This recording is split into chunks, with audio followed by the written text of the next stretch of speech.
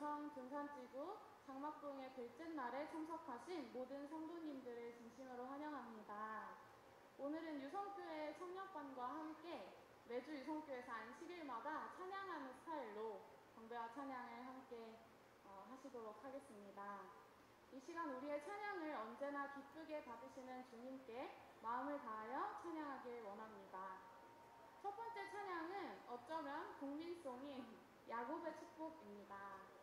이 찬양을 그냥 부르지 않고 가사에 너가 나올 때마다 옆에 계신 또는 앞에 계신 분들에게 이렇게 네, 지목을 해주시기 바랍니다. 그럼 우리 첫 번째 찬양 야곱의 축복 부르시겠습니다.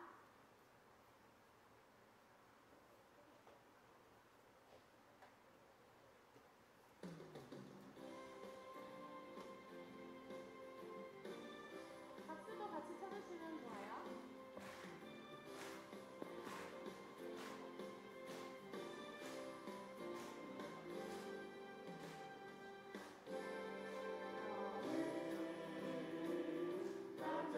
너로 뻗은 너로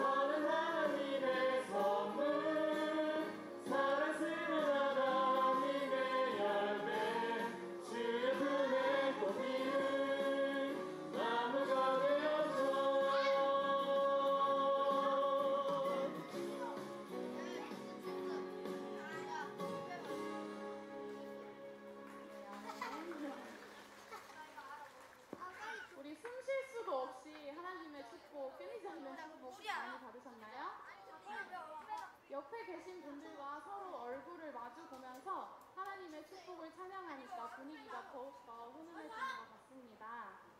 다음으로는 내가 매일 기쁘게 라는 찬양 하실 텐데요. 어제도 설교에서 복 집사님을 통해서 복을 받은 이야기 들으셨죠? 아무도 안 들으셨나요? 네, 들으셨죠? 그렇다면 우리에게 가장 큰 복은 무엇일까요? 아무도 복을 안 받으셨나요? 네, 맞습니다. 우리는 또 영생의 복, 또 하나님께서 우리와 언제나 함께 하신다는 그 복을 알고 누리고 있는 사람들입니다. 우리 주님의 큰 복을 생각하시면서 내가 매일 기쁘게 라는 찬양 함께 하시겠습니다.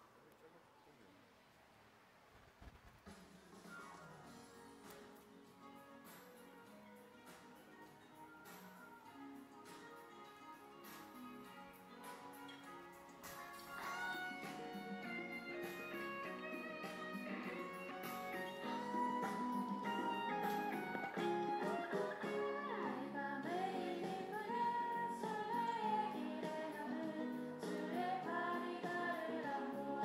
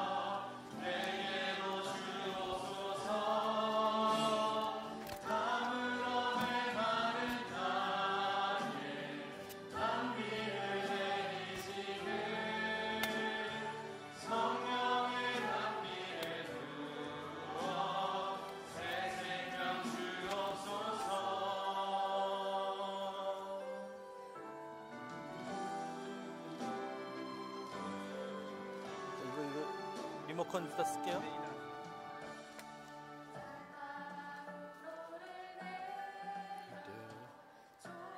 고마우신 아버지 하나님, 저희의 예배를 받으시기에 합당하신 하나님께 이 시간 찬양과 경배와 영광과 존귀와 기쁨과 감사를 돌려드리게 해주셔서 감사합니다.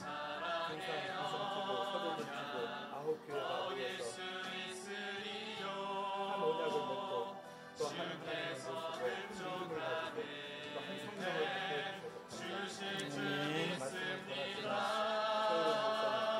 하늘의 권능을 더하시어서 온 해들이 구성을 주님과의 변함없는 실수할 수 없는 은혜까지에 들어가는 귀한 경험 위하여 오늘 이 저녁 신령에서부터 하늘의 복을 받는 경험 하게 해주셔서 오늘 세중을 대표하여 저의 필요를 아뢰는 장로님의 주님께서 기뻐하시는 기도의 제목 또 우리에게 하나님의 복을 가져오는 믿음의 기도, 의의 기도를 드리게 해주셔서 강박해지는 아무 사고 없이 평안케 하여 주시옵시고 내일 안식일까지 일기를 주장하여 주셔서 한 분이라도 이 말씀의 떡을 취하지 못하는 일이 없게 하여 주셨소서. 아멘.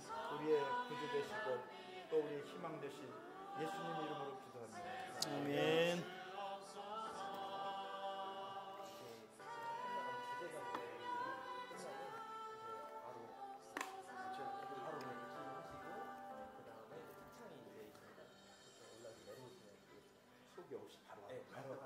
등단은 여기 올라.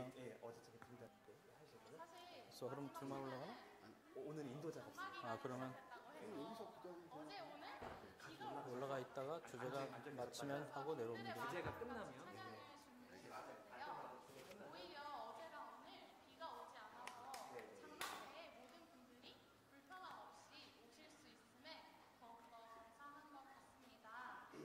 혹시나 내 심령이 메마르고 또 주님이 갈급한 상태라면 그래서 정말 잘 오셨습니다. 감기 같은 성령님의 말씀과 찬양으로 우리 마음을 채우는 시간이 되길 바랍니다. 우리 다 함께 주제가 찬미 부르시겠습니다. 지금 올라가요?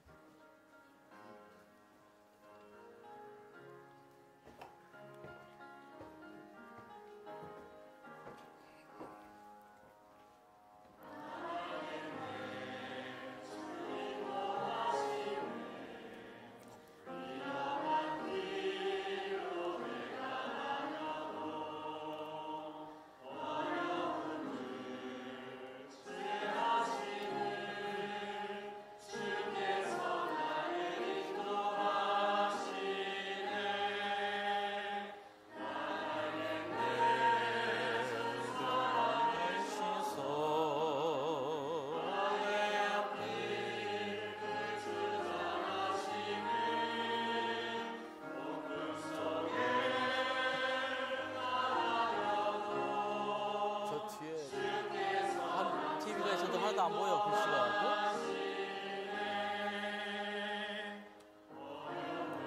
근데 이게 마이크가 좀 없잖아.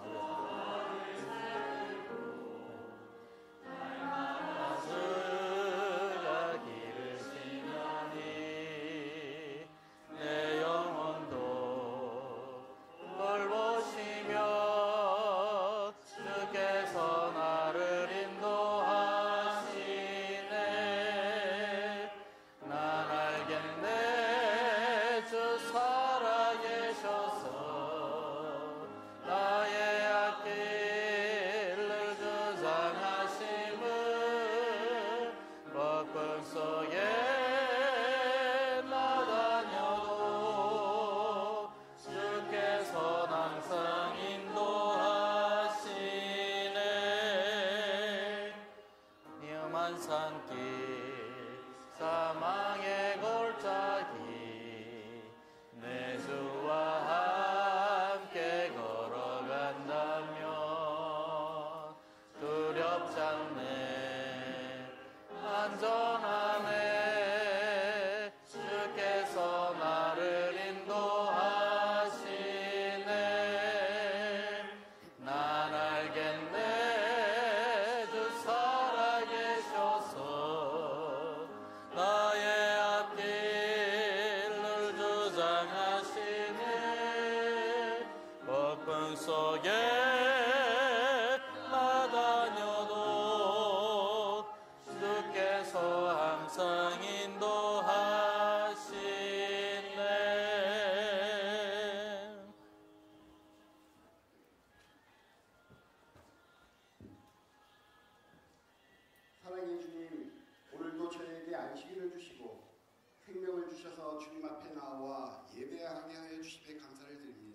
아멘. 또한 참되고 행복한 삶을 열어줄 수 있는 참 진리의 교회에 몸담게 하심에 감사를 드립니다.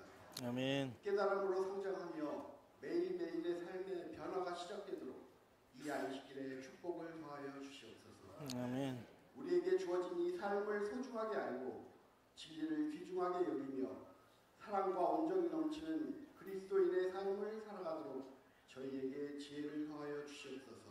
아멘. 세상의 시간은 주님을 따라가는 길이 갈수록 어려움과 괴로움으로 넘치니 때 이 순간의 삶이 비록 험하고 어렵다 생각되어 넘어지고 쓰러질지라도 언제나 우리 곁에 주님이 계시며 나와 동행하시는 그 사랑을 의지하여 약속을 붙들고 승리하며 살아가게 하여 주시옵소서. 이 순간 이 시간에도 무고한 사람들이 이 세상의 삶을 마치고 있는 이때에도 그들의 삶이 순간들이 헛되지 않도록 주님의 복음이 하루속히 전달되어 무의미한 삶이 소망의 삶으로 이어질 수 있도록 여기 있는 모든 이에게 말씀의 능력과 선교 기회의 은사를 주시옵소서. 연합장막국리의 주님의 인도하심에 따라 여기에 참여한 9개 교회에 주님 은총 내려주시다. 대전 지역에서 주님의 복음을 담대히 전하며 사랑과 섬김으로 이 지역을 변화시키는 역할을 감당하게 하여 주시옵소서. 이 시간 말씀을 전하시는 목사님에게 주님 함께하시어 오늘 저희에게 주시고자 하는 말씀이 온전히 증거되게 하시며 오늘 말씀으로 치유와 회복과 능력의 역사가 나타나는 한 시간 될 수 있도록 하여 주시옵소서. 그리스도의 피로 하나 된 우리가 주님의 언약을 기억하며 서로 사랑하고 존중하며 어떤 상황에서도 주님을 신뢰하고 그 어려운 가운데에서도 가장 좋은 길로 인도하시는 주님만 바라보게 하여 주시옵소서. 저희의 연약함과 부족함을 아시는 주님, 저희와 항상 함께 해주시고 축복해 주셔서 날마다 주님 안에 함께 저희가 살기 원하오니 그렇게 하여 주옵기를 바라며 예수님의 이름으로 기도드립니다.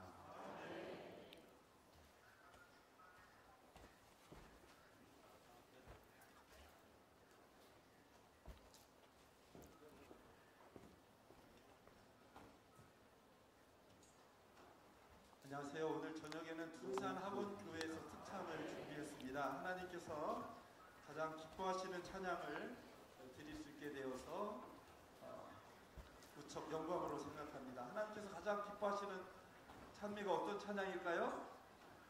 안녕하세요. 어제 저녁에는 선상에서 특찬을 준비했습니다. 하나님의 오른편에 가장 기뻐하시는 찬양을 되자 혹은 드릴 수 있게 되어서 적어도 하나님의 왼편에 선 사람이 되자 이렇게 하나님께서 가장 기뻐하시는 하나님 찬미가 어떤 찬양일까요? 서 있는 사람 어떤 사람이라고 어제 목사님께서 하나님의 오른편 다음에 쭉 선 사람이 되자 한 사람 적어도 하나님의 왼편에 선 사람이 되자 이렇게 호소를 된다고 하나님의 왼편에 서 있는 사람들 어떤 사람들이라고 했죠? 백성이 된 다음에 하나님의 백성이 됐다가 잠시 하나님을 떠났다가 다시 오신 하나님의 왼편에 서 있는 사람 오른편에 어떤 사람을 서 계신다고 하나님의 됐다가 잠시 찬양을 해주시 떠났다가 다시 중에 한 분 오신 우리 김진영 오른편에 성도님께서는 뒤에 말씀해 주셨습니다. 오늘 찬양을 해주실 듯이 중에 한 분 지금으로부터 60여 년 전에 성도님께서는 뒤에 서울 휘경동에 36 중학교가 있을 때 그곳에서 침례를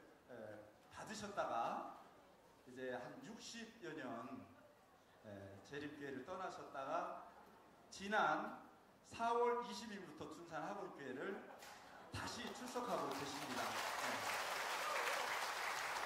그래서 이제 예수님 왼편에 이제 서셨는데요. 쭉 의의 길을 가시기 바랍니다. 예수님 맞은편에는 절대 서지 마시기 바랍니다.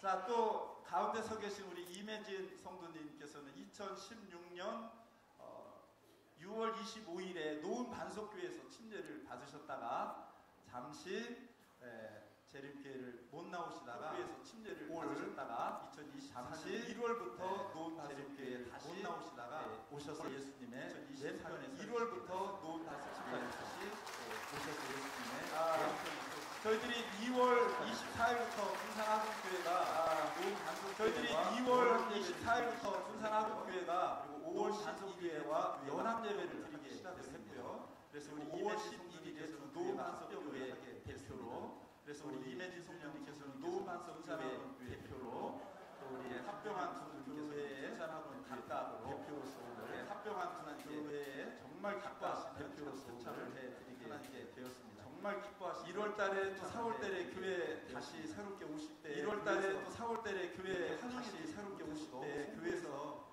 이렇게 환영회들이 모두 지구교회 9개 우리들이 모여 지구교회에 오실 때라도 환영을 해드렸으면 좋겠다 싶어서라도 오늘 꽃다발을 해드렸습니다. 좋겠다 싶어서 꽃다발을 모든 성도님들께서 크게 환영해주세요. 모든 성도님들께서 크게 환영합니다.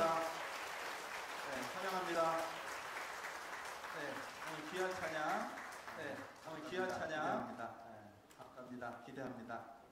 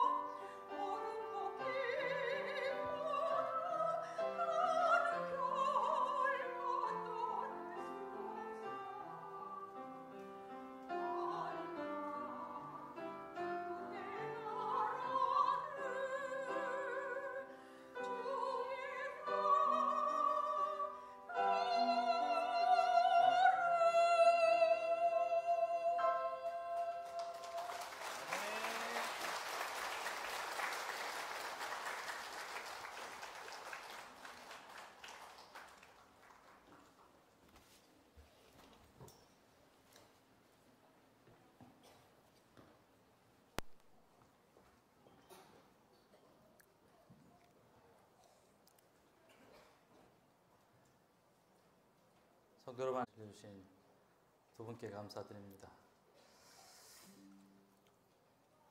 어저께 제가 어떻게 해서 이 하나님의 말씀을 다시 연구하게 됐는지 좀 개인적인 간증을 하다 보니까 시간 조절을 못해서 시계가 또 안 보여요. 저 뒤에 지금도 8시쯤 됐습니까? 제가 제 알람을 맞춰놓고 시간 되면 끝내겠습니다. 오늘만 날이 아니잖아요. 오늘 못한 거 내일 하고 내일 못한 것도 다음에 하면 되니까. 어저께 퀴즈를 드리고 첫 시간을 마쳤습니다. 이게 도대체 무슨 그림이냐라는 퀴즈를 했는데 좀 숙제를 해오셨습니까? 많은 분이 해오신 것 같습니다. 누가 이쪽에서 예라고 들렸는데요? 숙제를 해오신 분? 저 중간 뒤쪽에 우리 도마동교회 김정숙 집사님이십니까?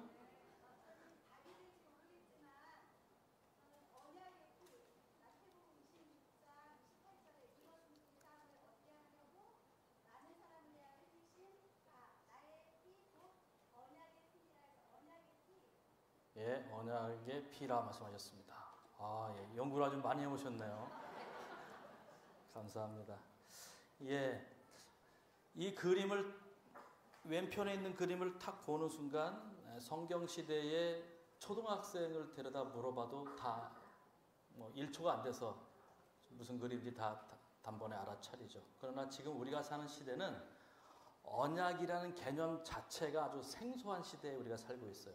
언약이라는 용어 자체를 잘 쓰지 않고 그 말을 계약이라는 말로 대체해서 사용하다 보니까 성경에 수없이 언약이라는 말이 나와도 언약의 개념으로 그거를 바라보지 않아요. 이게 무슨 말이냐면 북한에서 동무라고 하는 말하고 우리 남한에서 동무라는 말이 같은 동무지만 개념이 완전히 다르잖아요. 같은 단어인데 개념이 없으니까 다르게 이해를 한다는 것이죠. 왼쪽에 이 그림은 성경 가장 이 장면이 나오는 것은 바로 창세기 15장인데 제가 창세기 15장에서 딱 멈춰서 거기서 몇 년을 공부를 했습니다. 창세기 15장. 왜냐하면 이 창세기 15장이 너무너무도 중요한 장이었기 때문에 그리고 저한테 너무너무 생소한 장이었기 때문에 여기에 정말 많은 시간을 할애하면서 이 부분을 좀 살펴보게 되었습니다. 이 언약에서 가장 중요한 개념이 창세기 15장에 나옵니다.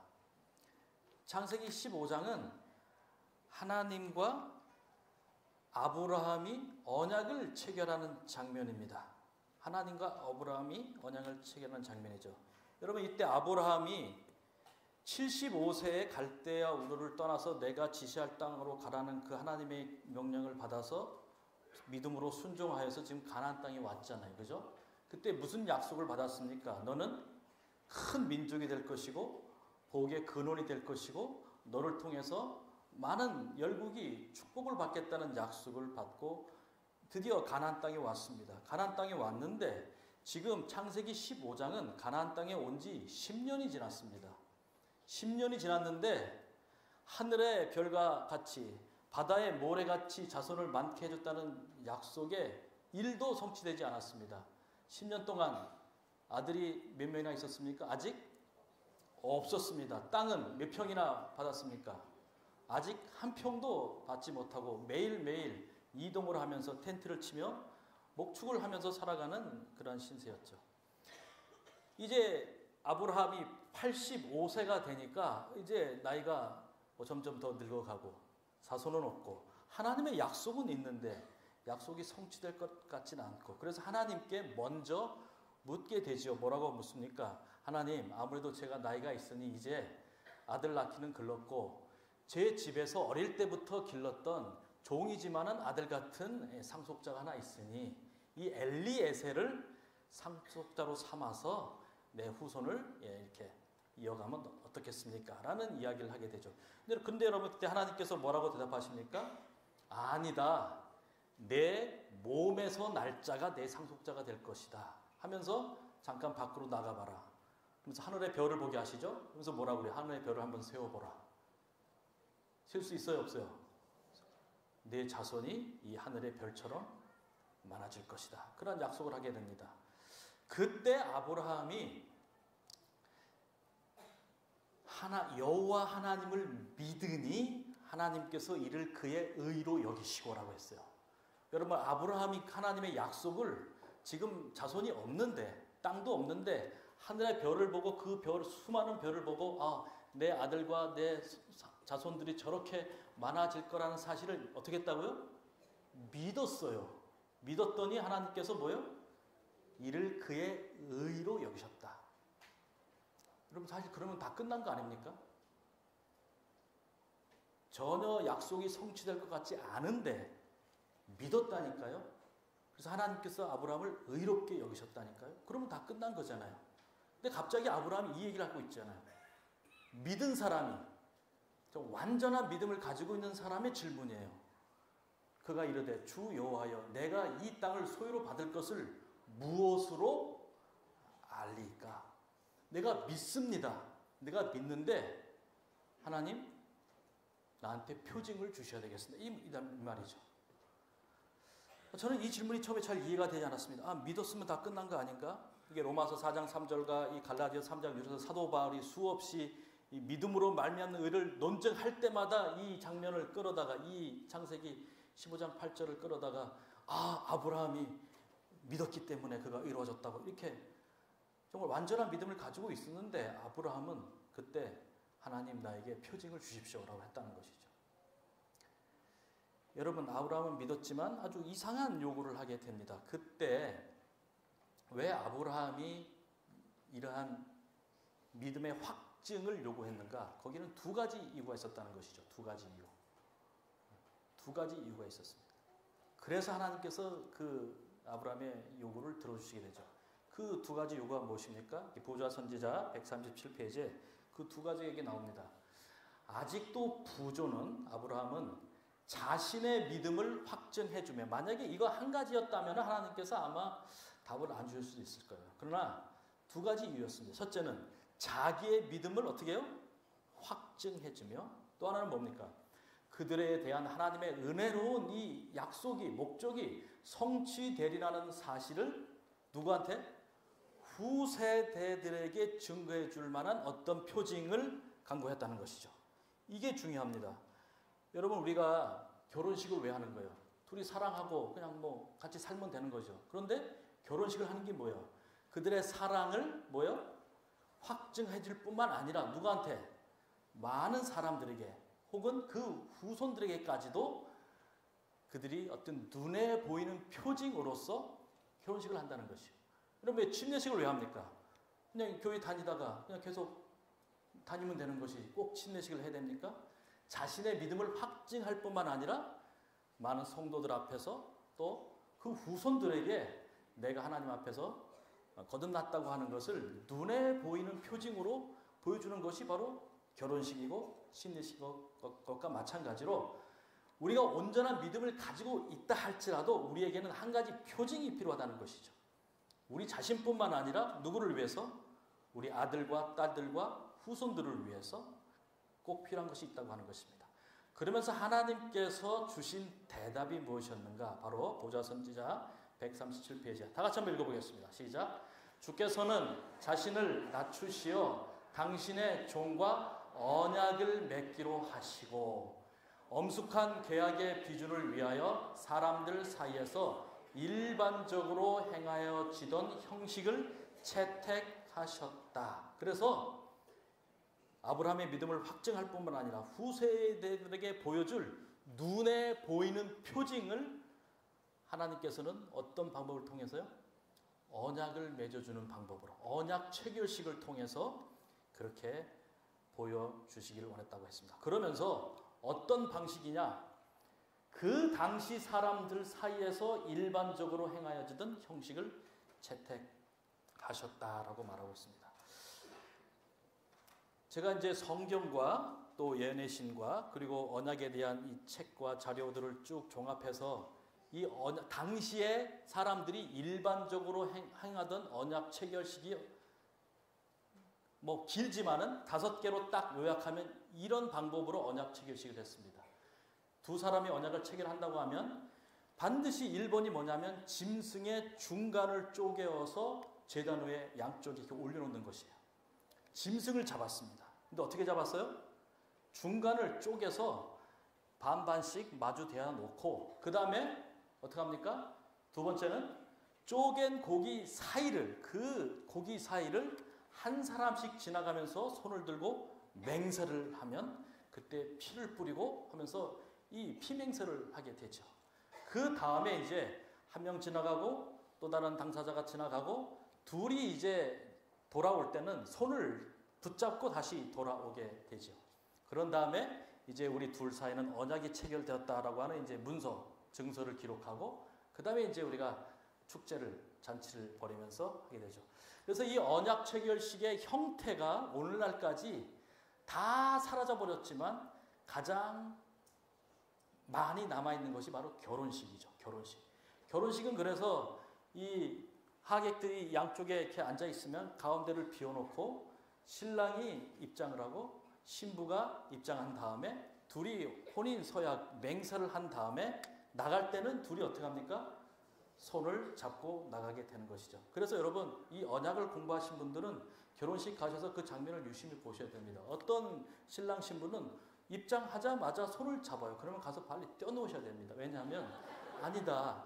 둘이 아직 서약을 하지, 맹세를 참여해야 돼요. 맹세에 참여한 다음에 이제 둘은 하나가 되었기 때문에 손잡고 나가는 것이죠. 어떤 경우에는 뭐 둘이 손잡고 들어와요. 그럼 말리셔야 됩니다. 특별히 교회에서 하실 때는 말리셔야 돼요. 결혼은 언약식이에요. 언약의 형태가 가장 많이 남아있는 그 결혼식을 우리는 지켜내야 돼요. 이 예식을. 그래서 그 결혼식을 할 때마다 하나님의 언약을 기억해야 되는 것이죠. 그리고 그 신랑 신부가 그 언약 안에 살도록 가르쳐야 되는데 너무 결혼식이 이벤트가 돼버리고 그 의미들을 다 상실하고 하면 안 되죠. 그래서 그런 다음에 맨 마지막에 이제 언약 잔치도 참여하고 막 그러는데 뭐 요즘 뭐 바쁘니까 뭐 신랑이 입장하는지 뭐 퇴장하는지 관심 안 갖고 오늘 점심 뭐지? 늦게 가면 못 먹을 수 떨어질 수 있어. 빨리 가서. 만찬은요 맨 마지막이라니까. 맨 마지막. 1번이 아니에요. 만찬이.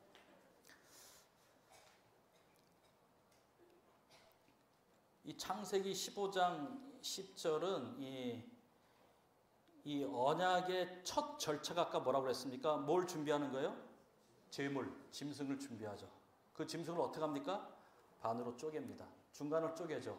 그럼 거기서 피가 나오게 되죠. 그래서 그 피를 가지고 맹세하는 것입니다. 그래서 창세기 15장 9절로 10절에 보시면은 이제 하나님께서 이 제물을 준비하라고 하신 다음에 10절에 보시면 아브라함이 그 모든 것을 가져다가 어떻게 했습니까? 그 중간을 다 쪼갰고 쪼갠 것을 마주 대하였다 하는 것이 이제 언약을 체결하는 첫 번째 절차를 하고 있는 것입니다. 근데 이 언약을 체결할 때 짐승을 둘로 쪼개고 그 사이를 지나가면서 맹세하는 이 관습은 그 이후로부터 1200년이 지난 에레미야 시대 남방 유다가 멸망하기 바로 직전까지 이 예식은 성경의 기록상으로는 이 두 성경절 1200년 동안 지속되었음을 우리가 알 수가 있습니다. 한 가지 재미난 것은 성경의 언약의 책임에도 불구하고 성경은 언약에 대해서 자세히 가르쳐주지 않습니다. 왜 그렇습니까? 이미 다 알고 있기 때문에 그렇습니다. 그래서 이 모든 절차들을 처음부터 끝까지 다 써놓은 책은 성경에 없습니다. 여기서 조금 저기서 조금. 제가 그래서 그 모든 자료들을 모아서 해보니까 이 5단계로 이 언약이 이루어지게 되고 이제 아브라함도 역시 언약 체결식을 위해서 소와 여기 암염소, 순양 이런 짐승을 중간을 쪼개서 마주 대하는 것입니다. 아까 그래서 처음에 보였던 그 그림 기억나십니까? 어떤 그림인지? 바로 이것이죠. 이 짐승을 반을 쪼개서 마주 대하 놓은 것입니다. 그리고 이 사이로 지나가면서 맹세를 하게 되는 것이죠. 그래서 이런 장면들이 당시는 너무나 흔한 일이었기 때문에 짐승 잡아서 중간을 쪼개는 순간 누구가 지금 언약을 맺는구나를 단번에 다 알아차리게 되는 것이죠. 왜냐하면 언약에서 가장 중요한 것은 바로 피로 맹세하는 것입니다. 그리고 언약의 하이라이트는 바로 맹세하는 장면입니다. 그래서 아브라함과 하나님 사이에 언약을 맺기 때문에 아브라함이 이 맹세를 하고 하나님이 맹세를 하는 이 장면이 이 언약식의 가장 하이라이트인 것이죠. 여러분 결혼식에서 그러면 가장 하이라이트는 뭡니까? 신부 입장입니까? 뭐 축가입니까? 뭡니까? 당연히 혼인 서약 시간이죠. 혼인 서약, 신랑과 신부가 맹세에 참여하는 언약을 체결하는 이 서약을 하는 이 시간이 그 언약식의 가장 하이라이트인 것입니다. 여기 성경에서 언약이라는 말은 사실상 맹세라는 말과 동의어입니다. 동의어. 맹세는 곧 언약이고 언약이 곧 맹세인 것이죠. 근데 여러분, 이 맹세라는 말을 제가 한자를 크게 써놨는데, 맹자를 보면은 발걸 명자, 날일자, 달월자가 있고 그 밑에 뭐가 있습니까? 피혈자가 있습니다. 피혈자. 다시 말하면 해와 달은 당시에 가장 높은 존재를 말했고 하나님을 뜻했습니다. 하나님 앞에서 피로 맹세하는 장면이 이 맹자에 들어가 있습니다. 한자로. 그 다음에 여러분 저 세자, 이제 서자라고 하는데 이 서자를 보시면 뭐가 있습니까? 예? 거기에 손수자가 있고 오른쪽에 도끼를 뜻하는, 칼을 뜻하는 그 다음에 말이 있죠. 그래서 이 맹세라는 말은 뭐냐면 칼을 들고 피를 낸 다음에 말로써 하나님께 서약하는 것, 이런 의미가 이 맹세라는 글자에 들어가 있습니다. 그래서 만약에 저한테 성경을 번역할 수 있는 기회를 준다면 저는 언약이란 말을 사용하지 않을 것입니다. 왜냐하면 언약은 말로 하는 약속입니다. 말로 하는 약속, 그죠? 말원자니까. 그러나 이 성경이 말하는 언약은 말로서만 하는 것이 아니라 피가 반드시 들어가기 때문에 저한테 번역을 하라면 맹약이라고 하겠습니다. 맹약. 피가 들어가야 되는 거. 아니면 혈맹이라고 번역해야 맞는 것입니다. 하나님과 우리 사이에 혈맹을 맺었다. 또는 하나님과 우리 사이에 맹약을 했다. 이렇게 번역하는 것이 성경과 더 가까운, 언어에 가까운 그런 의미가 들어있는 것이죠. 이 맹세하는 부분이, 아브라함의 맹세, 하나님의 맹세하는 이 부분이 저의 너무 많은 흥미와 관심을 제가 이제 가졌기 때문에, 야, 과연 아브라함은 어떻게 맹세하고 하나님께서는 어떻게 맹세했는지 성경과 또 많은 책들을, 자료들을 찾아서 이제 연구하기 시작했습니다. 그런데 제가 그래서 그때로부터 뭐 몇 년 동안 이제 언약을 공부하면서 이 책을 사들인 게 한 100권 정도 이제 언약책, 국내에 나와 있는 언약이라고 제목이 붙은 책은 다 샀어요. 다 사서 쭉 봤는데 아주 이상하면서 놀라운 사실을 제가 발견하게 되었습니다. 제가 구입한 모든 책들은 한결같이 창세기 15장에 이 아브라함과 하나님이 언약 맺는 장면에 대해서 아주 똑같은 목소리를 내고 있었습니다. 이 대표적으로 박윤선 박사로 여러분 많이 뭐 들어보셨을 건데요. 전 총신대 신학과 교수인데요. 이분은 성경 창세기부터 계시록까지 주석을 혼자 다 쓴 사람이에요. 뭐 천재죠, 천재. 뭐라고 했습니까? 이 창세기 15장에 아브라함의 맹세, 하나님의 맹세에 대해서 이렇게 해석을 하고 있죠. 하나님과 사람과의 계약에 있어서는 언제든지 하나님의 단독 사역으로 성립된다. 그러므로 여기서도 하나님께서만 고기 사이로 지나가신 것이다. 다시 말하면 이 말은 뭡니까? 아브라함은 고기 사이를 지나갔다, 안 지나갔다? 지나가지 않았다. 제가 아주 좋아하는 이 신학과 교수 중에 한 명이 송병현 교수. 이분이 쓴 책을 제가 다 샀습니다. 다 읽어보니까 너무 잘 쓴 책들이 많아요. 이분이 쓴 책, 이 창세기 주소에 보니까 이렇게 말하고 있습니다. 빨간색만 읽겠습니다. 아브라함은 짐승들 사이를 지나가지 않았다. 왜냐하면 하나님의 언약은 일방적이고 은혜로운 계약이다. 파란색. 사실 인간이 무슨 수로 하나님의 요구사항과 기준에 자신을 맞출 수 있겠는가. 그러니 아브라함이 짐승들 사이를 지나가지 않은 것은 천만다행이다 라고 하는 것이 제가 산 100권의 책, 모든 책에 똑같은 논리고 주장이었습니다. 우리 교회 안에서도 이 창세기에 대해서 쓴 책들이 있어서 제가 읽어봤더니 역시 같은 얘기를 하고 있습니다. 아브라함은 그 쪼개진 고기 사이로 지나가지 않고 하나님만이 지나가십니다. 또 다른 책을 제가 보니까 아브라함은 지나가지 않고 하나님만 지나가셨다. 창세기 15장이 지나서 아브라함은 일에 참여하지 않았고 하나님만 재물 사이를 지나가셨다. 이 제가 읽은 모든 책들은 아브라함은 맹세에 참여하지 않았고 오직 하나님만 참여했고 우리의 구원은 하나님의 일방적인 사랑으로, 일방적인 언약으로, 우리는 아무 공로 없이, 아무 하는 일 없이 그냥 언약을 믿기만 하면 구원받는다. 이렇게 이제 가르치고 있었습니다. 아브라함이 맹세하지 않은 게 얼마나 다행인가. 천만다행이다. 어차피 우리 지키지도 못하고 맹세했다가 못 지키면 심판받을 것이니까 안 하길 잘했다. 이것이 복음이다. 이것이 창세기 15장의 복음이다 라고 하는 것이 모든 책의 공통된 주장이었습니다. 근데 저는 그 사실을 도무지 납득할 수가 없었어요. 받아들일 수가 없었어요. 여러분, 제가 한번 예를 들어보겠습니다. 신랑과 신부가 결혼식을 하는데 둘이 너무너무 사랑해요. 근데 결혼식을 합니다.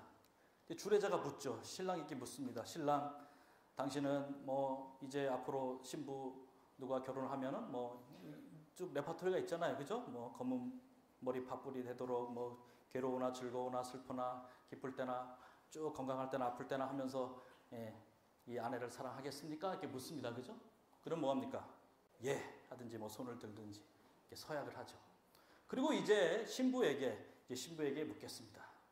그래서 신부가 물으려고 할 때 혹시 여러분 결혼식장에서 이거 넘어가지 말라는데 결혼식장에서 주례자님 잠깐만요. 제가 제 아내를 너무너무 사랑하기 때문에 제 아내에게 맹세를 서약을 요구하지 마십시오. 맹세는 저 혼자만으로 충분합니다. 제 아내가 어떤 일을 해도 저는 내 아내를 끝까지 사랑할 것이고 책임질 것입니다. 그러니 내 아내에게는 신부에게는 서약을 안 했으면 좋겠습니다. 그래서 박수치고 한 기억 혹시 납니까? 저는 아직까지는 못 봤어요. 아직까지는. 언젠가 나올지 모르겠습니다. 말이 안 되죠. 그죠? 서약은 공이 둘이 함께 참여해야 이 서약이 온전히 이루어지는 것이죠. 제가 아무리 생각해봐도 이게 맞지 않는다. 근데 여러분, 대부분의 이 언약 신학자들은 하나님께서 아브라함과 언약을 맺을 때 이렇게 했다고 하는 것이죠. 아브라함, 너는 맹세할 필요 없어. 우리 언약은 나의 일방적인 사랑으로 이루어지는 거야. 이 언약은 일반적인 언약이 아니야. 아주 특별한 언약이야. 나만 맹세할 것이니까 너는 가만히 있어. 아무것도 안 해도 돼. 너 맹세해봐야 어차피 못 지킬 거 아니야? 여러분, 근데 문제는 뭡니까? 그 다음에는 왜 하나님은 지키지도 못할 율법을 주셔서 우리를 못 지키면 심판하시고 그런 하나님이시지? 왜 우리에게 맹세하라고, 왜 우리에게 율법을 지키라고 강요하시지? 제가 이 언약의 관점으로 성경을 연구하기로 이제 어저께 그 과정들을 쭉 말씀드렸는데, 시작했을 때 몇 가지 원칙을 정했다고 그랬잖아요. 그죠? 4가지 원칙인가 정했을 때 그 중에 하나가 뭐냐면, 모든 나의 이 성경 연구는 성경과 예언의 신의 조화가 된다. 이것이 제가 가진 아주 기본적이고 단순한 원칙이었습니다. 만약에 제가 이 원칙을 지키지 않았으면 저는 지금 아마 사이비 언약주의자가 되어 있을 것입니다. 사이비 언약주의자. 장로교, 뭐 개신교, 성결교 짬뽕한 언약을 가르치고 있을 것이죠. 그래서 제가 그 모든 자료를 다 찾아본 다음에 성경과 예언의 신의 자료를 가지고 이제 검증을 하게 되었습니다. 그래서 제가 보조와 선지자를 다시 쭉 읽으면서 깜짝 놀랄 장면을 발견하게 되었어요. 제가 이 장면을 읽기 전까지 보조와 선지자를 가장 많이 읽었거든요. 제가 가장 좋아하는 책이 보조와 선지자였기 때문에 보조와 선지자를 뭐 최소한 그때까지 10번 이상을 읽었을 거예요. 빨간 줄을 치면서 아주 열심히 읽었는데, 언약의 관점으로 그걸 읽지 않았을 때는 이런 말이 있었는지를 전혀 몰랐었는데, 다시 들여다보니까 깜짝 놀랄 만한 언급이 있는 것입니다. 바로 이 말씀이었습니다. 보조와 선지자 137페이지. 이 일을 한 후에, 짐승의 중간을 쪼갠 후에 그는 조심스럽고 끈기 있게, 그는 다 같이 읽겠습니다. 시작. 그는 영구적 순종을 하나님께 엄숙히 맹세하면서 그 재물 사이를 경건하게 지나갔다. 저는 깜짝 놀랐어요. 제가 부전사를 10번 이상 읽었는데 왜 이게 안 보였지? 아는 만큼만 보인다는 말을 그때 실감했어요. 아는 만큼만 보이고. 여러분, 이 보조와 선지자를 쓴 분은 바로 엘렌 G 화이트 여사신데, 세상에서 유일하게 아브라함이 쪼갠 고기를 사이를 지나갔다고 저술한 사람입니다. 세상에서 딱 한 명밖에 없어요. 한 명. 이 부조와 선지자는 그렇게 기록한 유일한 책입니다. 유일한 책. 부조와 선지자가 1890년도에 기록이 됐어요. 1890년도에. 뭐 초기 문집 나오고 뭐 쭉 한 다음에 이제 1890년도에 초기에 기록된 책인데요. 놀라운 것은 1950년도에 어떤 일이 있었냐면 독일의 이 고고학 연구팀이 이 터키의 한 지역에서 쐐기 문자 점토판을 발견했는데 이 발견이 아주 고고학적으로 정말 충격적인 발견이었습니다. 이것은 뭐냐면 그때까지 성경이 언약의 책이라는 주장들을 사람들이 많이 하긴 했지만 그게 과연 그 당시에 사람들도 언약을 맺었는가 하는 증거가 없었어요. 그래서 오직 성경만이 그렇게 말하고 있을 뿐이지 실제로 그 당시에 사람들이 언약을 맺었는지 자료가 없었어요. 근데 이 점토판을 발견하면서 성경 외적으로 발견된 세계 최초의 조약 문서를 고고학자들이 발견하게 된 것입니다. 1900 몇 년이요? 50년도에. 그리고 이 점토판 쐐기 문자를 해독하고 그 내용이 뭔지를 밝혀낸 사람이 바로 이 사진에 나오는 조지 맨데레로라고 하는 시카고 대학 신학과 교수였습니다. 그래서 이것을 다 밝혀낸 다음에 성경에 기록된 이 언약에 관한 내용들이 당시 이 고대 근동 지역과 이스라엘 지역의 법과 이 언약을 맺는 관습들이 아주 편만에 있었다는 사실을 논문으로 밝혀낸 책이 바로 이 이스라엘과 고대 근동사의 법과 언약이라는 책이죠. 그런데 부조와 선지자는 1890년도에 기록이 됐다니까요. 다시 말씀드리면 1950년도에 이 조약 문서가 발견되고 그 이후에 이러한 논문이 발표되면서 비로소 이 목사들이 신학자들이 성경은 언약의 책이구나. 이제 그때로부터 비로소 언약이 무엇인지를 연구하기 시작했어요. 1950년 이후에. 그런데 화이트분이 쓰신 부조와 선지자는 몇 년도예요? 이보다 60년이 앞서서 세상에서 아무도 그렇게 말하지 않던 시대에 세상에 있는 모든 자료를 참고해도 다 지나가지 않았다고 기록했던 그 시대에 아브라함은 그가 영구적 순종을 엄숙히 맹세하면서 경건하게 쪼갠 고기 사이를 지나갔다고 기록했다는 사실이죠. 제가 그때 아주 충격을 받고 그때 확신한 바가 있었습니다. 많은 사람들이 화이트부인을 때로는 이렇게 남의 자료를 갖다 썼다, 베꼈다, 이런 이야기들을 많이 하는데 저는 이 창세기 15장을 연구하면서 그 모든 것들이 거짓말이라는 사실을 확신하게 됐어요. 만약에 진짜 화이트부인이 남의 자료를 썼다면 당연히 뭐라고 썼을까요? 아브라함은 지나가지 않았다. 왜요? 그 당시에 모든 사람들이 지금까지도 한 명도 그렇게 주장한 사람이 없었으니까. 그래서 저는 이 장면을 보면서 이것이야말로 하나님께서 계시를 통해서 우리 재림교회의 언약이 무엇인지 가장 기본적인 사상들을, 교훈들을 우리에게 주시는 축복이 아닌가 이렇게 확신하게 되었습니다.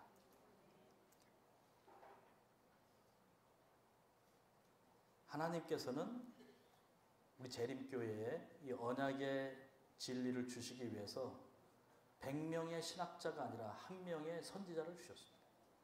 저는 그 사실을 감사드립니다. 제가 작년 봄이었나요? 이제 그 미국 LA 지역에서 이 성경 세미나를 해달라는 요청이 있어서 그 로즈미드 교회에 가서 주말 봉회를 하고 그 근처에 이제 로마린다 우리 병원이 있기 때문에 거기를 이제 처음으로 방문하게 되었습니다. 거기 이제 건물이 하나 저쪽에 옛날 건물이 있고 제가 사진 찍은 쪽에 이제 새로운 신관 건물이 있고 이제 이 두 건물의 역사가 이제 한 100년쯤 지난 100주년 기념 기념탑이 이렇게 중간에 아주 아름다운 조각 품역이 있었습니다. 그래서 이 길 바닥을 보면 저쪽 끝에서부터 이 신관까지 이 바닥에 그 1905년부터 2004년까지 100년의 역사를 바닥에 이 석판에다가 올해는 무슨 일이 있었는지 작년에 무슨 일이 쫙 100년을 기록해놨어요. 그리고 제가 그것을 하나씩 이렇게 거슬러 올라갔습니다. 그래서 드디어 맨 처음 맨 처음 자리로 올라갔어요. 1905년 자리에 올라갔습니다. 그랬더니 사진을 찍었는데 좀 잘 안 보이죠. 이제 뭐 흐려지기도 하고 초점도 잘 안 맞고 해서 이 내용을 보면 이렇게 적혀 있었습니다. 엘렌 G. 화이트 처음으로 로마린다를 방문하실 때 말씀하시다. 이곳은 주님께서 나에게 보여주신 바로 그 장소입니다. 이게 1905년에 화이트 부인이 그 로마린다에 딱 와서 그를 쫙 보시고 거기 정말 사막같이 아무것도 없는 황량한 그 들판을 보고 여기다 병원을 지어라. 근데 많은 사람들이 다 미쳤다고 했습니다. 여기다 병원을 지으라고 이 사막에다가. 그때 하신 말씀이죠. 뭐라고 했어요? 이곳은 주님께서 나에게 보여주신 뭘 통해서? 계시를 통해서 보여주신 바로 그 장소다. 그러니 여기다 병원을 지어라. 그래서 그 병원을 지었고 100년 후에 이제 이런 기념탑을 만들면서 지금은 뭐 정말 세계적으로 유명한 우리 의과대학과 병원이 되지 않았습니까? 저는 이것이 바로 계시의 힘이고 선지자의 힘이라고 확신합니다. 이것이 바로 예언의 신의 힘이라고 확신하는 것이죠. 그래서 저는 이 창세기 15장이 단순히 하나님과 아브라함 사이에 둘이 언약 맺는 그냥 단순한 이야기가 아니라 언약의 대쟁투가 일어난 격전지라는 사실을 알게 되었습니다. 격전지. 그래서 아브라함이 맹세에 참여했냐 혹은 그렇지 않냐라고 하는 두 언약이 완전히 서로 투쟁하고 또 전쟁하고 있는 곳이 바로 창세기 15장이에요. 그것에 따라서 이 아브라함의 언약이 과연 조건적인 언약이자 무조건적인 언약이라는 이 논쟁이 지금까지도 심지어 우리 교회 안에서도 재림교회 신학자 사이에서도 여전히 격전을 일으키고 있는 바로 격전지가 이 창세기 15장이라는 거죠. 동시에 이 언약을 어떻게 해석하냐에 따라서 참 복음과 싸구려 복음이 혹은 참 은혜와 값싼 은혜가 완전히 갈라지는, 저는 이 창세기 15장이야말로 재림교회의 언약과 개신교회의 언약을 완전히 갈라놓는, 그래서 이 창세기 15장에서 이제 이 모든 언약은 다른 길을 걷도록 되어 있습니다. 한쪽은 진리를 따라서 하나님의 계시를 따라서 하나님의 참 언약의 길로 가는 무리가 생기고, 다른 한편으로는 여기서 갈라져서 언약을 믿긴 믿지만 전혀 다른 형태로 그렇게 언약을 강조하고 수많은 언약의 신학자들을 배출한 그 장로교회에서 수많은 이 한국에 나와 있는 100권이면 95개라는 책을 만들어낸 이 장로교회에서 왜 언약의 표징인 안식일을 지키지 않는지를 그 뿌리를 올라가 보면 결국 창세기 15장에서 갈라진다는 것이죠. 결국 여기서 갈라진 이 두 언약의 이 사상은 다시는 만나지 못합니다. 다시는 만나지 못하고 영원히 이별을 구하게 되죠. 그래서 이 창세기 15장은 우리에게 있어서 가장 중요한 장인데, 하나님께서는 너무도 확실하게 우리가 혹시 실수를 할까봐, 잘못 해석할까봐 예언의 신을 통해서 화이트분에게 계시를 보여주시고 그냥 그 계시를 그대로 우리에게 남겨줬다는 사실이죠. 저는 아까도 말씀드렸지만 우리 교회에 100명의 신학자가 아니라 1명의 여선지자를 주신 것을 감사드립니다. 100권의 논문이 아니라 단 몇 줄의 예언의 신을 우리에게 주셔서 이 기별을 확실하게 깨닫게 해주신 하나님께 감사드립니다. 그런데 한 가지 재미난 것은, 그러면 아브라함이 당연히 뭐 했겠어요? 언약에 참여했어요, 안 했어요? 했죠. 그죠? 당연히 해야 되죠. 이거 안 할 수가 없어요. 근데 왜 그러면 그 많은 신학자들이 아브라함이 언약에 참여하지 않았다고 할까요? 왜 맹세하지 않았다고 할까요? 이유는 딱 하나예요. 성경에 기록이 없다는 거예요. 아브라함이 지나갔다는 말이 있으면 당연히 다 믿을 텐데 그 말이 없어요. 그 말이. 그러니까 이 언약은 일반적으로 행하던 언약이 아니라 아주 특별한 언약이었다. 그러나 화이트부인은 반대로 말하고 있잖아요. 이 부조화 선지자 137페이지는 뭐라고 말하고 있어요? 그 당시에 일반적으로 행하던 형식을 채택하였다. 그죠? 그렇게 말하고 있잖아요. 그냥 하던 거 했다는 것이죠. 당연히 아브라함이 해야죠. 아브라함이 이제 짐승 쪼개고 맹세하고 이제 기다립니다. 누가 맹세하길 기다리는 거예요? 이제 하나님이 지나가시면서 하나님이 맹세하길 기다리는 거잖아요. 근데 이상한 일이 벌어졌다는 것이죠.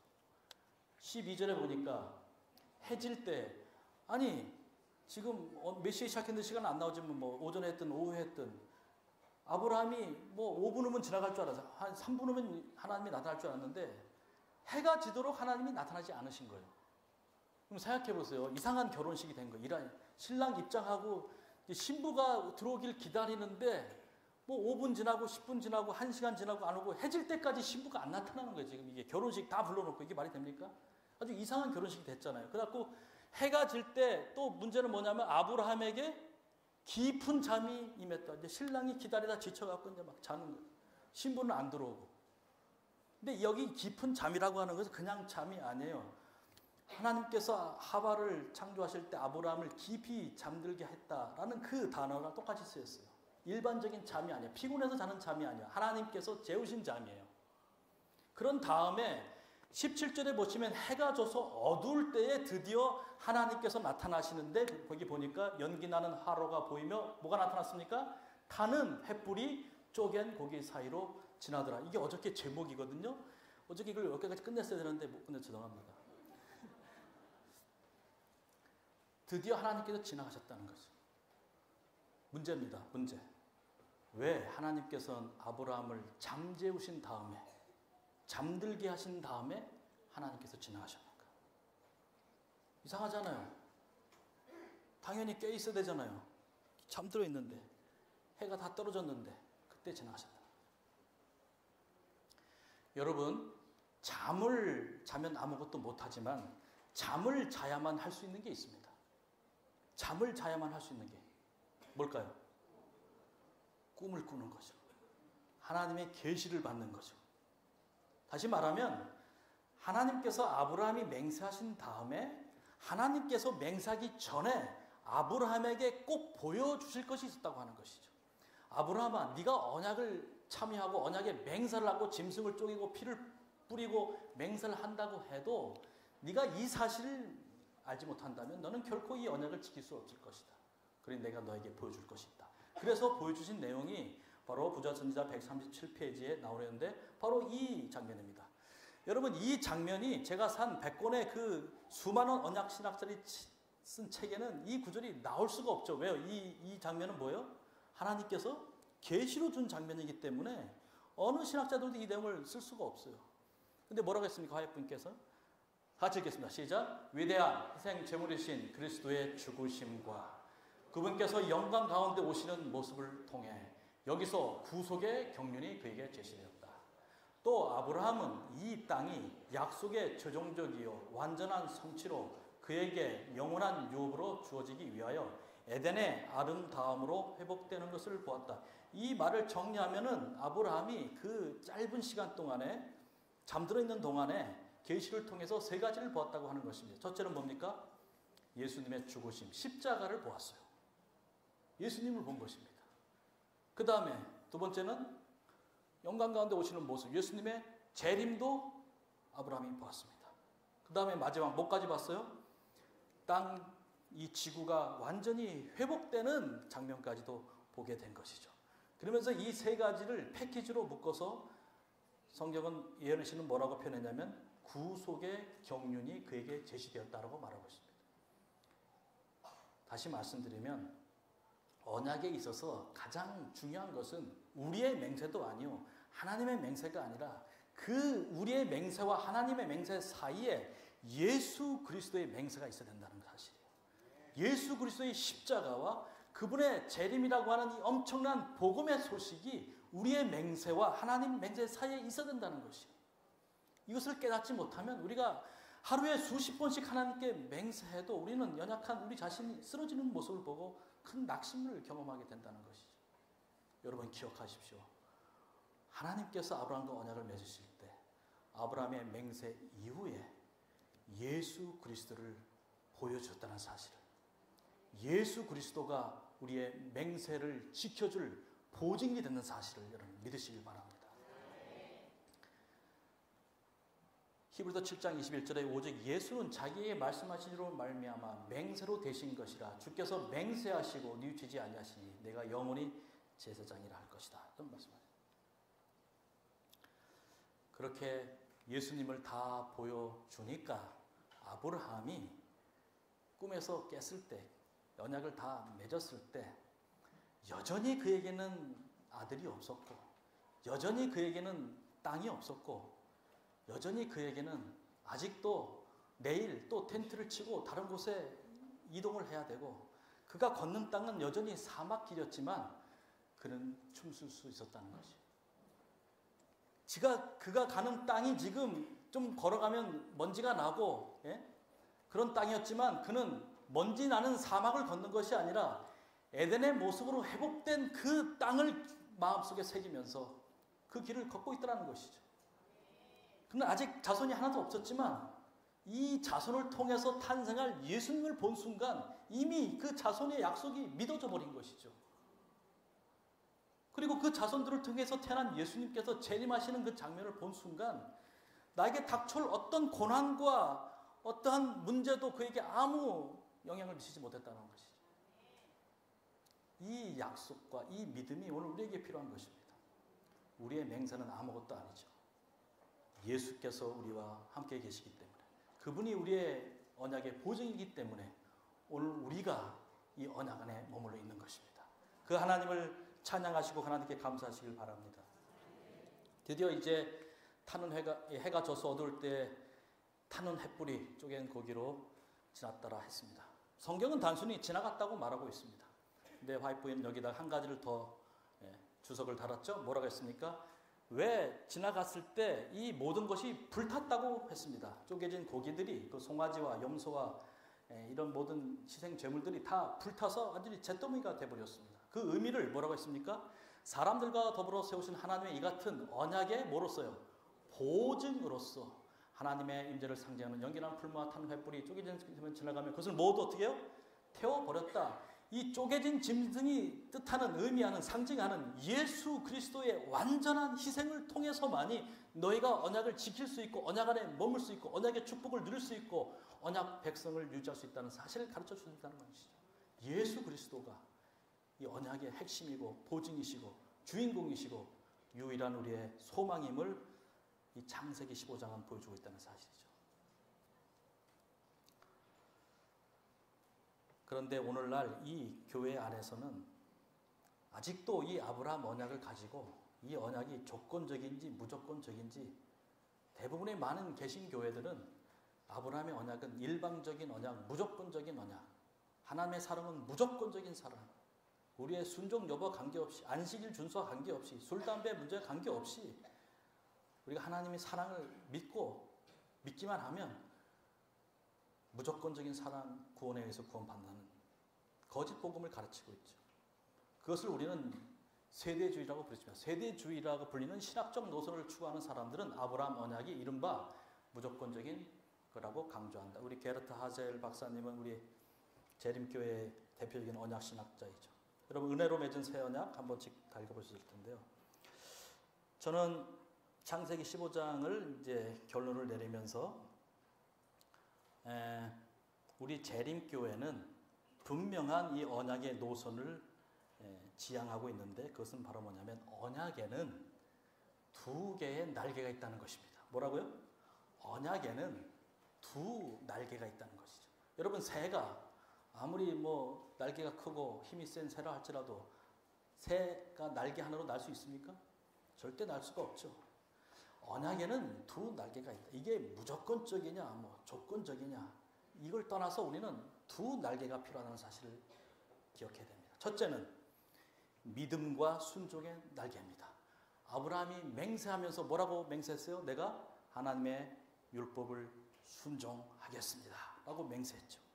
믿음과 순종의 날개가 필요하고, 또 하나는 자기 희생적 사랑의 날개, 하나님의 맹세가 필요한 것이죠. 우리의 힘으로만은 안 된다는 것이죠. 그래서 우리의 맹세뿐만 아니라 하나님의 값없는 은혜와 사랑을 우리가 확신하고 체험할 때 우리가 능히 하나님의 율법을 지킬 수 있는 능력도 우리가 얻어서 하나님께서 이미 주신 한 날개에다가 우리가 믿음과 순종의 날개를 더하면 우리는 그 날개를 가지고 하늘까지 갈 수 있다고 하는 사실입니다. 여러분, 하나님께서 우리 재림교회에 날개를 하나가 아니라 두 개를 주심을 인하여 감사하시기 바랍니다. 근데 많은 개신교회들은 하나님 한쪽 날개만 가지고 지금 열심히 날려. 우리가 좀 도와줘야 돼요. 이 왼쪽 날개를 붙여줘야 돼요. 율법을 순종하고 성령을 통해서 우리가 하나님의 말씀과 조화되는 생애를 순종하는 생애를 살도록 우리가 도와줘야 되겠죠. 제가 이 장면이 너무나 인상적이고 너무나 오랜 시간을 많은 자료를 가지고 연구하면서 제가 하도 감동이 넘쳐갖고 가사를 썼어요. 가사. 찬미가 가사. 이거 왜? 찬미가 484장 보시면은 1절 가사인데요. 이 땅 위에 주님 나라 영원전에 계획하사고 제단 쌓고 짐승 쪽에 피의 언약 맺으셨네. 창세기 몇 장이에요 이게?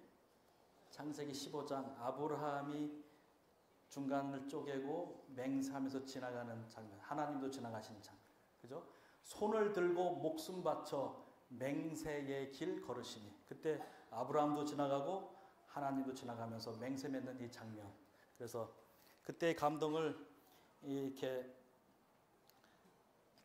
가사를 적고요. 그랬더니 우리 앤드레스 공부하는 우리 청년들이 아주 노래를 잘 불러서 좋습니다. 그래서 1절만 한번 들어보겠습니다. 오늘 1절만 배웠기 때문에.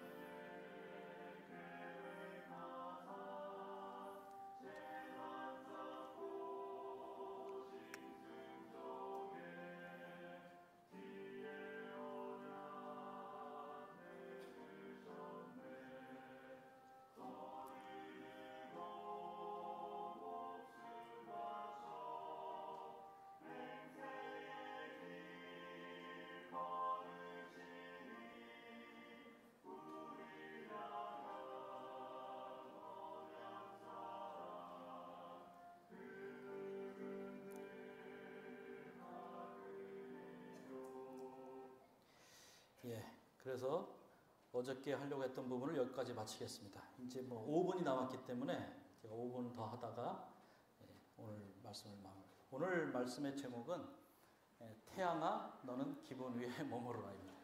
너는 기분 위에 머무르라. 갈라디아서 3장 15절 보시면은 언약은 피로 맹세로 맺기 때문에 한번 맺으면 절대로 취소할 수가 없다고 하는 개념입니다. 제가 오늘 이번 장막의 총 주제를 취소할 수 없는 하나님의 은혜라고 했는데요. 우리는 자주 하나님의 은혜를 내 마음대로 취소시킬 때가 많습니다. 내가 하나님에 좀 충실한 것 같으면 막 복을 받고 하나님과 가까이 있는 것 같다가 좀 불충실하면 하나님과의 약속이 취소된 것 같고. 그런데 성경은 분명히 말하죠. 형제들아 내가 사람의 이대로 말하니 사람의 언약이라도 정한 후에는 아무도 폐하거나 더하거나 취소할 수 있다 없다? 없다. 하물며 하나님의 언약을 너희가 한번 정한 다음에 취소할 수 있다 없다? 없다는 것이죠. 여러분 우리가 새끼손가락 이 언약 할 때 약자인데요. 우리 한국어 성경에는 언약으로 되어 있지만 제가 중국어 성경과 일본어 성경을 보니까 약자 하나만 써 있습니다. 약. 그냥 약이로 됐어요. 약. 언약이 아니라 약. 왜냐하면 이 약이라는 말 자체에 자세히 보시면 사실 여기에 피가 들어가 있습니다. 이 약자는 실명자와 잔작자 두 글자가 합쳐진 것인데 손가락 사이에 상처를 낸 다음에 칼로 상처를 낸 다음에 피를 받아서 잔 위에 이제 섞은 다음에 새끼 손가락을 이제 끈으로 묶고 그 다음에 함께 마시는 장면을 언약했다 할 때 이 한자로 썼습니다.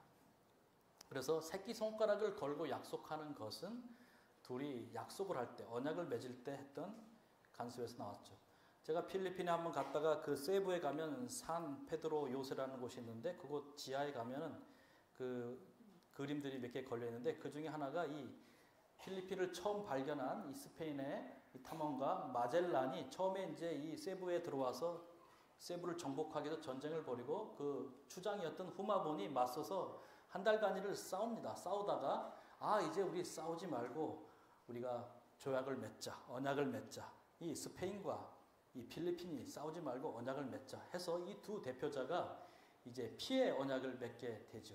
그래서 이렇게 피를 손목에 피를 상처를 낸 다음에 그것을 이제 대접에 섞어서 마시게 되면서 언약을 맺었고 그때 맺은 언약 때문에 지금까지도 이 두 나라는 그래서 필리핀은 스페인의 캐토릭을 그대로 받아들이기도 하고 손가락에 그래서 손목에 피를 상처를 보울이라는 섬에 가면은 이제 대접에 해변을 지나다 보면은 마시게 이 동상이 하나 나오냐를 이렇게 똑같은 아까 그 그림이 나왔던 장면을 이 청동으로 만들어서 보여주고 있습니다.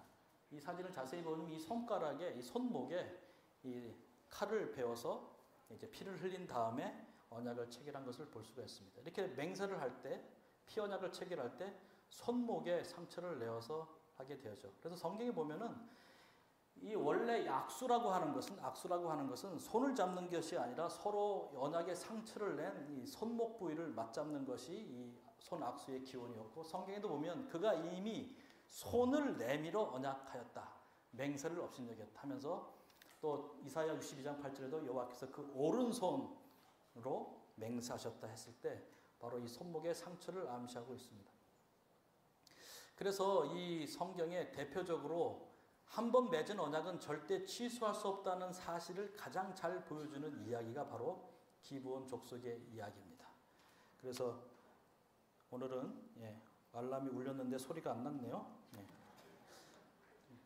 이 이야기는 내일 이어서 하겠습니다. 오늘 여기까지 하고 우리 기도하는 시간 가진 다음에 오늘 순서를 마치도록 하겠습니다. 오늘은 알람이 울렸는데 소리가 안 났네요. 이 이야기는 내일 이어서 하겠습니다. 오늘 여기까지 하고 우리 기도하는 시간 가진 다음에 오늘 순서를 마치도록 하겠습니다.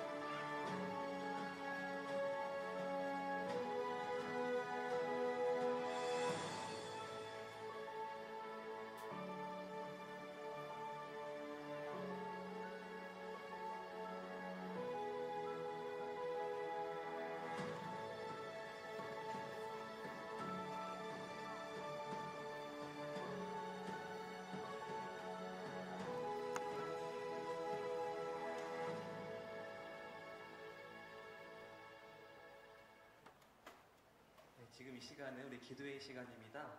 오늘은 우리 신도암교회, 우리 원내동교회, 유성교회, 준산중앙교회를 위하여 기도하겠습니다. 여기 기도 제목이 있는데요. 2씩, 3씩 짝을 지어서 교회를 위해서 기도 부탁드리겠습니다.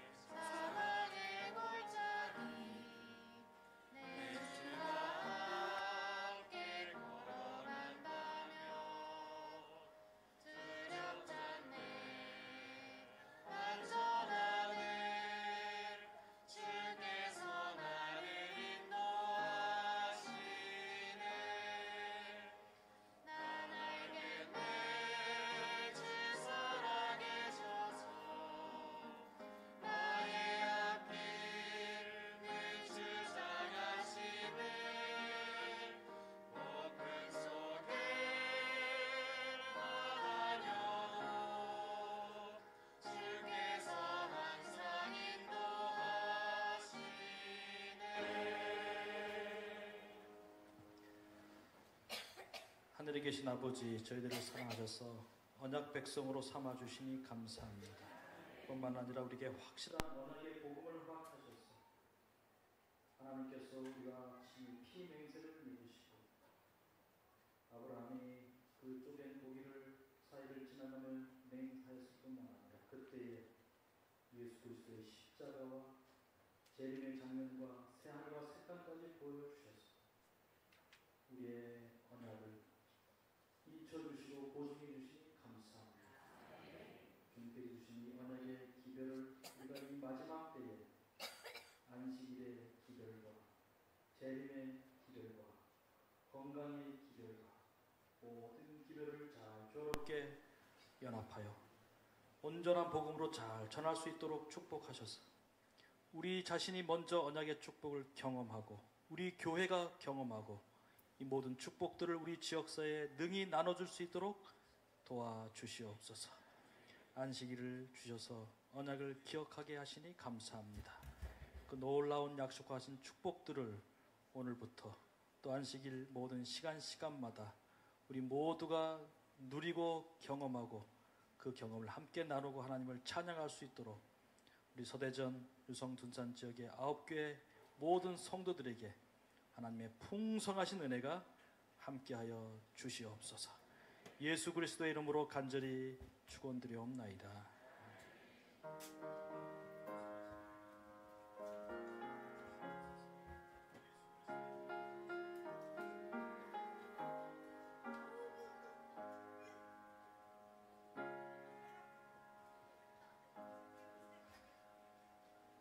네, 안내 말씀드리겠습니다. 내일 집회는 9시 반에 시작합니다. 9시 반에 많은 또 참여 부탁드리겠습니다. 그리고 거동이 혹시 불편하신 분들은 이쪽 앞문을 통해서 초등학교 엘리베이터를 이용할 수 있다고 합니다. 혹시 거동이 불편하신 분들은 앞쪽으로 이렇게 나가서 엘리베이터 타시면 될 것 같습니다. 네, 감사합니다. 좋은 저녁 되시고 내일 뵙겠습니다.